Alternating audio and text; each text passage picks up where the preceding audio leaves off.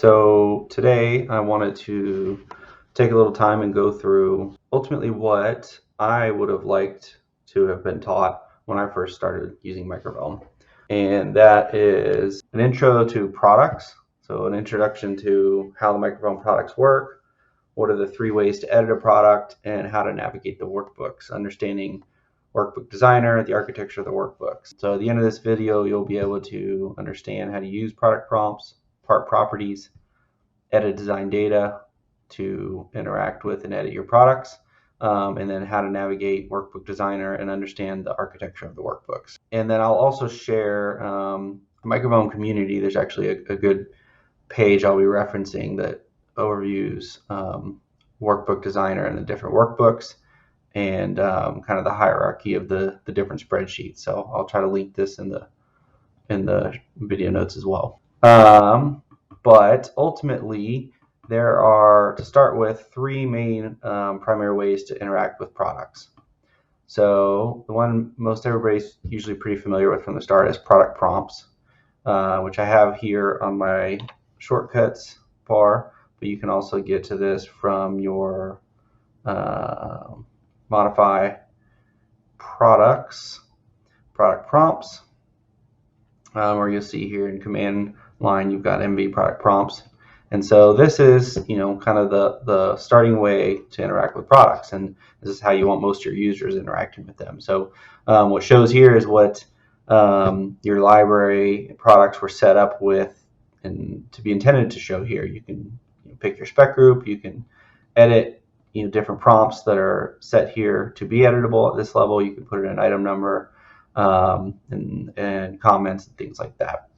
But there's actually 2 other ways to interact with your products, depending on what you're trying to do. So the second way is your part properties, which again I can get to here on my shortcuts bar or here under modify products, part properties.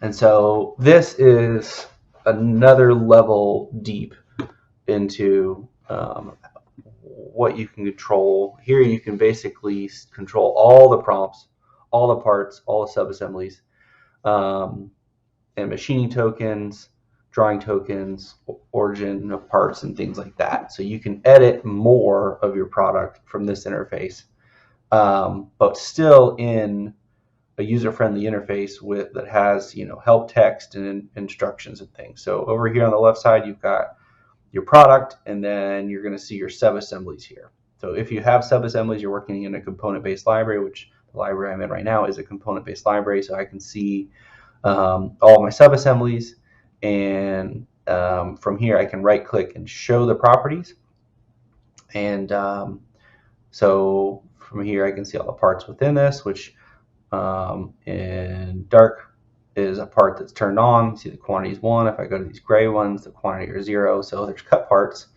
but all of these are turned off because the quantities are set to 0.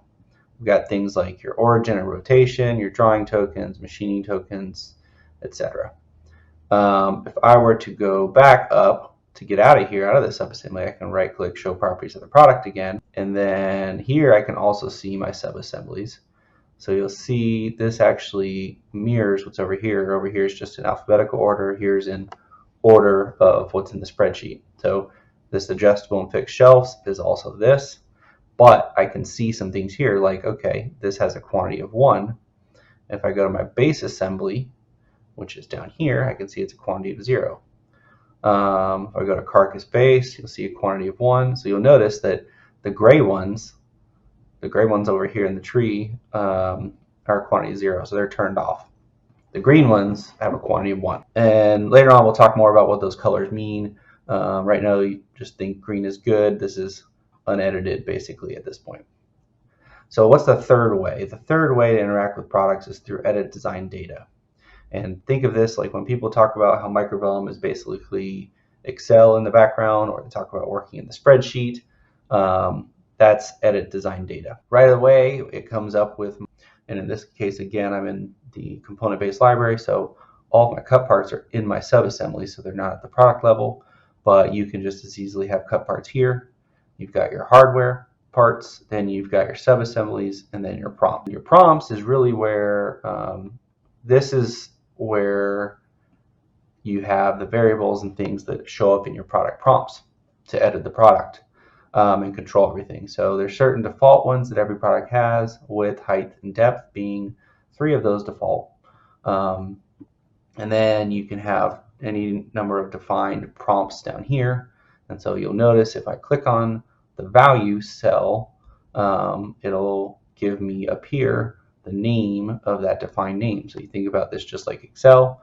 I can define a range and define a name of this range, which is a single cell, and those are all defined here. So up in the left drop down is all of my defined names or defined ranges in this workbook. And so that is kind of the starting point of how products work. So to illustrate that, obviously you can reverse engineer a very complex library product, but I think the best way, in my opinion, to illustrate this is let's just make our own empty product and show everybody how it works. So I can put in an empty product here, and I'm just going to put in a width of 24, a height of 32, and a depth of 23, just kind of a regular cabinet dimension.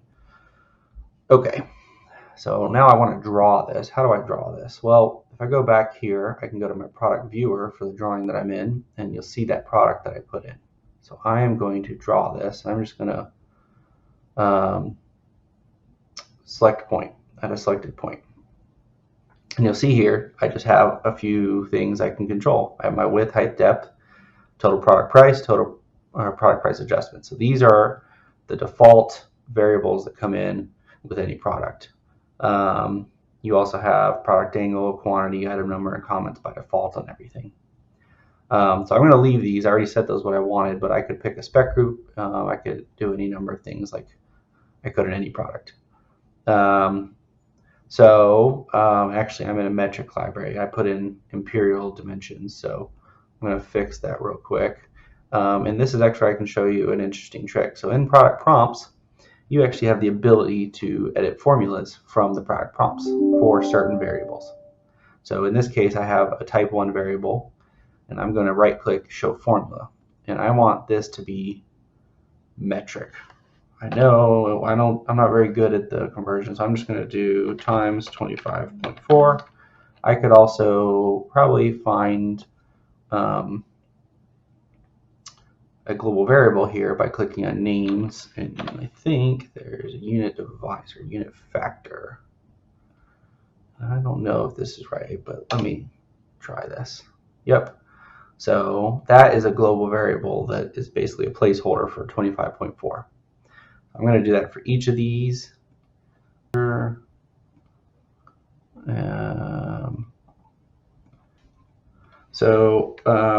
You see that there are multiple ways to interact with a product, and the product prompts, part properties, and edit design data, which we'll get to. But I don't have any parts in here. Like, this is nothing yet. So how can I go about getting some parts in here? Well, to start with, I can go to my part properties now, and I want to add some parts. And I'm just going to go over here on this side. This is where my cut parts are. And so I'm going to add a new part, and let's just build a cabinet box. So I'm going to call this left side. And I already have a quantity of 1, but my width, if you think about your left side, that width of your part, which is the left side, is actually the depth of my cabinet. And so I have a variable for this here in my prompts, which is depth. And so if I go back to my parts, so I am going to go here to width, and I want to make that a formula, and I want it to be my depth. And so I know that it's depth, but if I don't, I'm not sure, I can go to paste name, and I want to look for my local variables, and I want to use depth. So local means product, and in this case I'm referencing my product's depth. I'm going to click apply formula, and you'll see it put in that value. So what about my length? Well, my length, I want to be the height of my cabinet. So I'm going to do equals paste name, local variables. Height is going to be my length. okay? I need a material. So let me go here, and we have the ability to pick from our sheet stock, but I don't know exactly what material I want to use yet, but I know that I want to assign it to a pointer that can be changed later. So I'm going to go to base. This is my left side. I'm going to go to base side.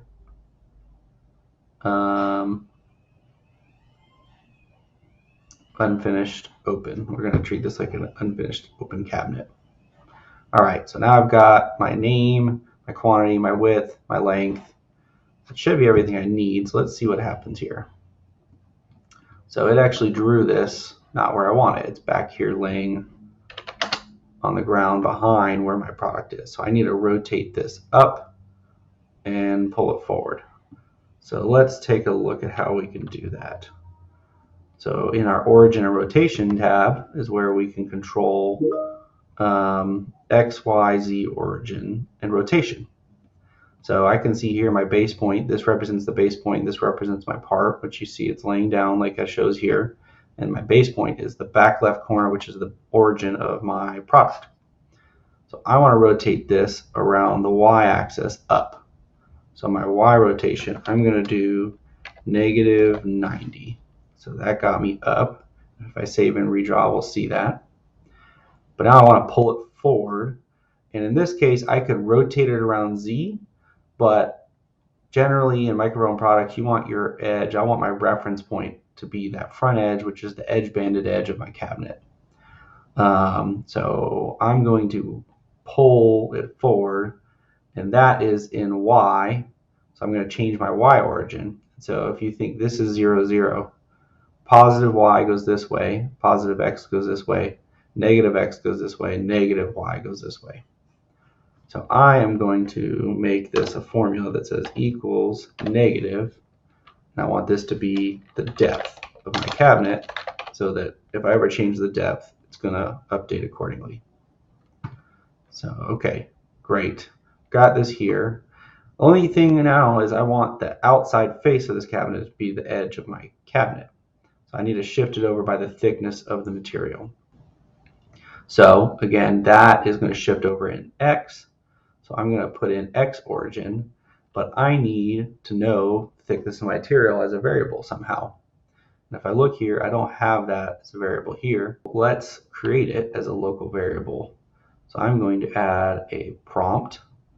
I'm going to call this left side thickness. And then how do I define the value of that? Well, Microvellum has been very kind to give us some material pointers for this. And because we used a pointer to assign the material, we did base side unfinished open. They've already defined a thickness variable for this. So I'm just going to do base side unfinished open here, and I need to put an equal sign. And take note here, it prefixed this with M exclamation. We'll come back to why that is and what that means. But now I've got a thickness variable here of 19. And I have a prompt in my L workbook that I can use to reference. So now going back here, my X origin needs to be equals. I'm going to go to paste name. And I could have just done that here, but I'm actually, now that I have the local variable, I'm going to reference that left side thickness.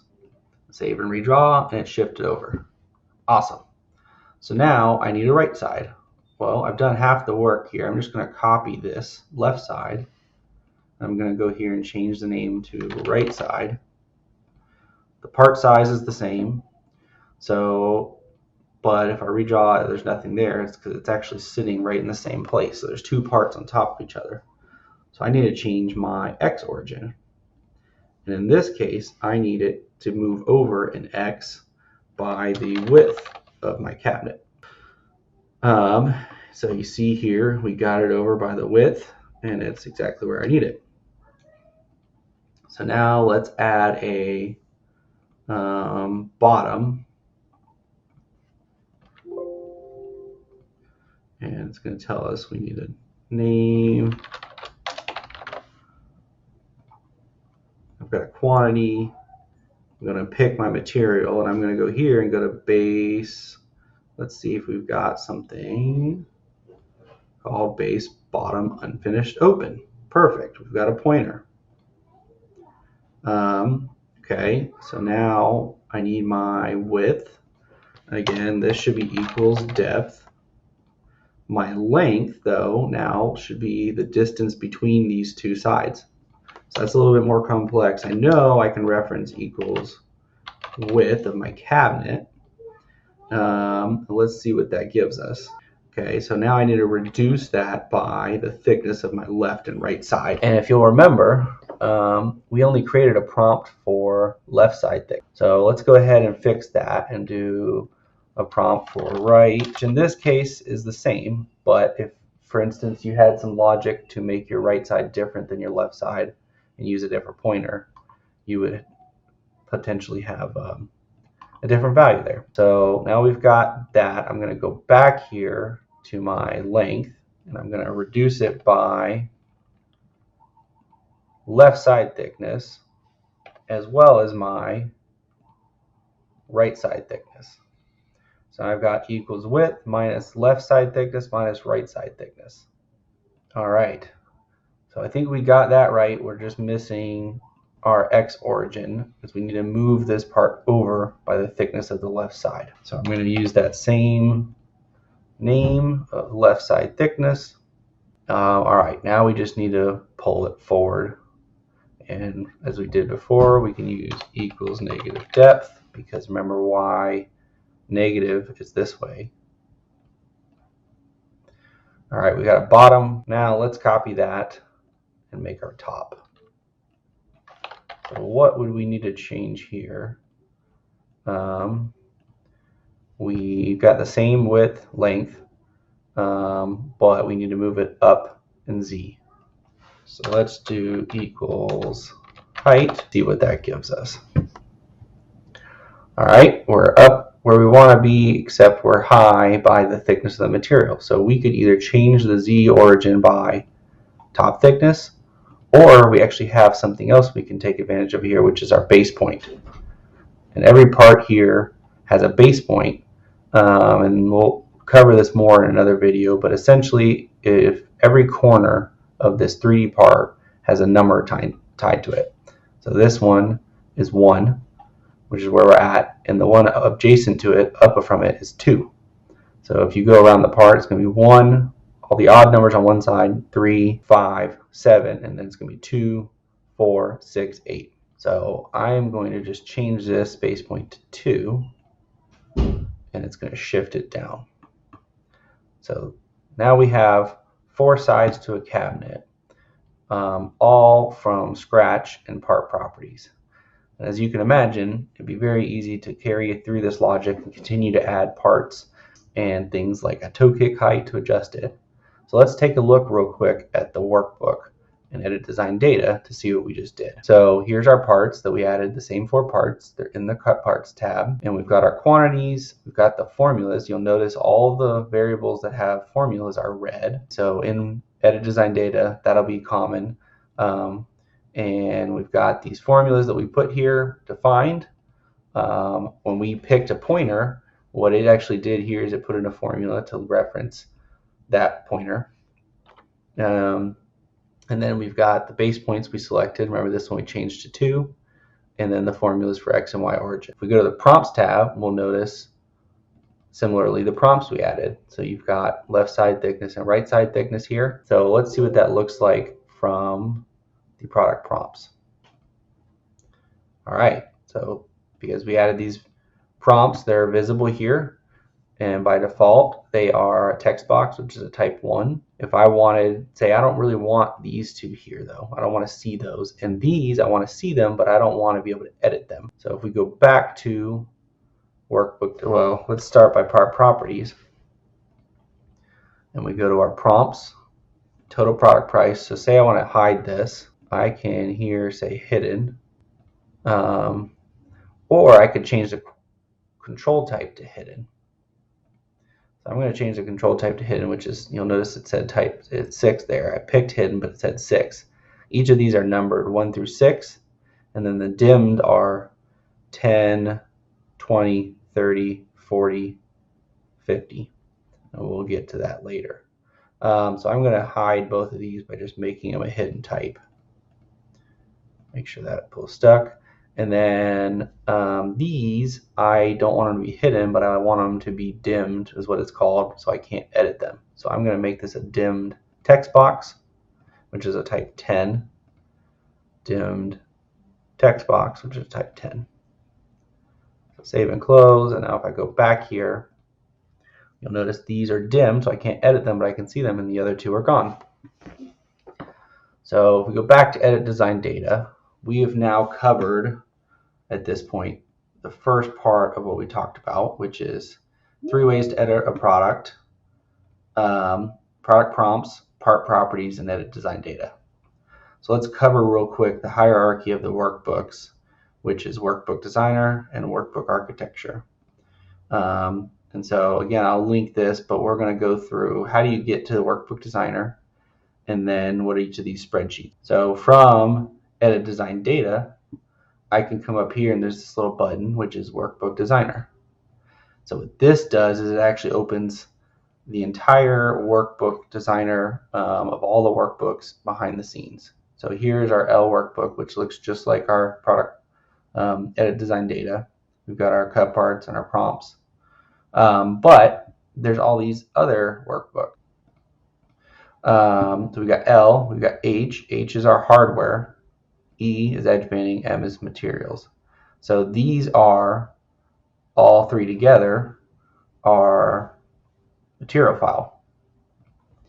Then we've got W, which is the project wizard. We've got D, which is the door wizard, and then G, which is the global variables. And then F is your factory workbook. So this is universal across your entire database. So every project, every spec group, this is going to be the same. Then your G, your D, your W, these are your spec groups along with your material files, your M, E, H. So I can come in here and see all my global variables and the defined names here. And if I click on any of these, it's going to jump to that global variable, which just is the name, the defined name, the type, and the text. That is an overview of Workbook Designer. And just like you can in your product, you can edit the prompts. At the product level, you can do the same at your global variable level. In your wizard, you can define what variables show up in your wizard here. Well, I hope this helps and gives everybody a little bit more of understanding behind the scenes of how products work and how Microvellum works.